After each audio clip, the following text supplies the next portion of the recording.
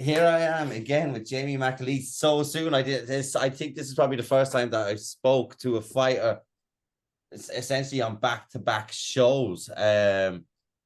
We seen obviously you fought Damien Chaos. You took no damage in the fight. Unfortunately, you weren't successful.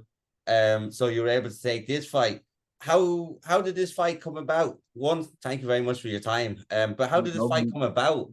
Um, so quickly for you. Well, after chaos, that was me for the year, really. Then there was a pull out in this show, and I got contacted. I think it was Friday there. Within half an hour, it was set up. So, And with the obviously the last one was you fought at featherweight. This one you're coming back down to bantamweight. Um, with because featherweight you were saying it was kind of more you're walking around weight. So I'm assuming the weight cut isn't going to be that much of a problem for you.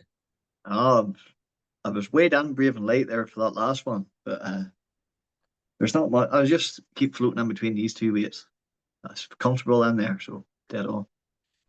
And then like that, you can take kind of fights if they come in at short notice at like a Yeah, slightly lower weight or kind of the walk around weight, right, as well. But with obviously going into fight Kieran, he's and on short notice. There's no real time to kind of prep for us. Well, there is time to prep for a style, but you don't have a whole camp. Do you think yeah, that's more beneficial for you going in and just worrying about what you're gonna do rather than yeah. maybe That's looking? that's the way I work anyway. I don't really train for any particular guy. All my fights, all the camps are just training for my strengths and what way I'm working, whatever I work on. So I feel all right about this fight. I don't really see much problems with it. Yeah, no, 100%. And like that, it is a quick turnaround and fair play to you. It's a show that I like going to. Your Fighting Championship one of the many good shows that we have on the country. Like you thought you were done for Christmas, but once the fight got offered and you said what within half an hour, were you just like, yeah, fuck it, we go again? It's very hard for me to say no to a fight. So it's very hard. Like my youngest there, I nearly missed his christening for a fight over in Liverpool once. And I missed birthdays and stuff. It's very hard for me to say no to one. So once I get offered it, I sit on it for about half an hour and then it's like aye. I usually say aye. I can't turn it off, you know? And that's the way real fighters are. They'll take these fights when they come across, and you said obviously there about this is what people don't understand as well with fighters, and I want to kind of get across the likes of birthdays and stuff like that. That's stuff that is sacrificed by fighters yourself Yeah. that you just said, and not just you, but that is stuff that does get sacrificed. And how hard is it to do that at times because it's not easy. I That's you hate to do these things if you want to be part of that sport in a big way, but it's hard to do it. But in the long run, hopefully it works out a wee bit better for Christmas and stuff that I'm doing this now. But sure, his christening was nearly a fucking bad one. His mommy fell out and stuff. I can imagine the you wouldn't have been the number one in the household at that time if that had it got across the line. No, I was standing up in the chapel with a black eye and busted face and all the next day. Have you got pictures from that? I'd love to see those I pictures. have. I think they're on Facebook, but my nose was sitting over here somewhere, two black eyes. But Perfect, perfect. sure, So these are things you hate to do. yeah, no, 100%. And you're not the only one. And that's one of the things I like to get across with to people is what you go through because even though you do things that 99% of the population of the world don't do, you still are human like everybody else. And you have these events and have these things and these are the dilemmas that you do have to face Yeah. on a basis of being a fighter. But with Kieran this weekend, you're gonna be fighting on your how'd you rate Kieran as a fighter? Would you have watched him much before? I haven't really seen much about him. I don't really follow much fighters, to be honest with you. I don't even watch UFC hardly. But I've seen a bit of him there. But he seems handy enough. It'd be a good out scrap, I'd say. Yeah, no, he is. He's a good fighter, the same as yourself. And there's one. Obviously, you've got this show.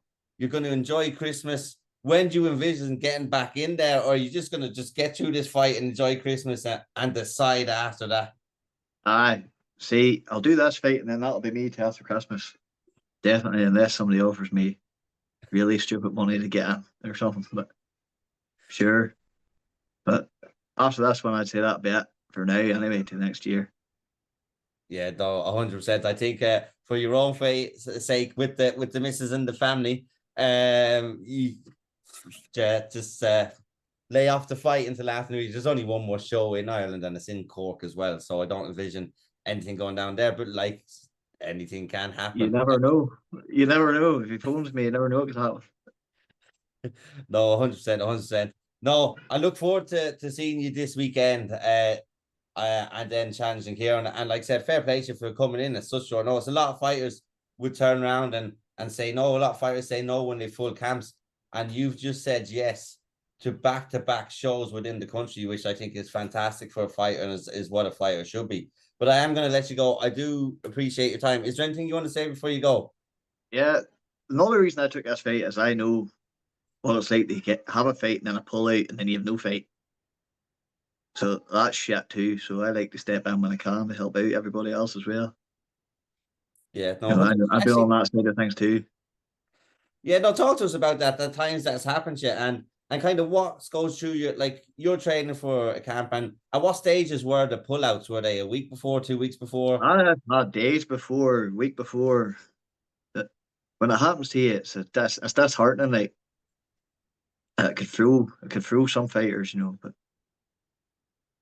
Yeah, it's no. hard to get matchups really close to a show. So Yeah, and especially at professional as well, because like we just said, a lot of people won't take fights.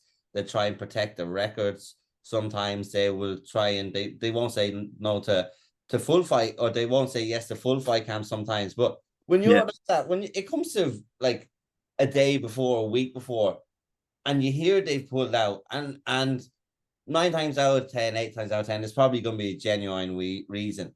But that still doesn't help the fact that you've trained for X yeah, amount of you've done weeks. Like, all that training for nothing now. But that's shit. But that's why I like to step in at short notice and stuff as well. Because I'd like to think somebody would do it for me down the lane yeah, if I I think need somebody. sometimes when you do stuff like that, it does come back around. It does come back around. Everybody's wanting to go see a fight, so there might as well be one. You know what I mean? Yeah, no, 100%. Like I said, fair play to you for taking this fight. I can't wait to see you this weekend. Thank you so much for joining me, and I will talk to you on Sunday. Ah, no worries, man. See you later on. Perfect. Thank you.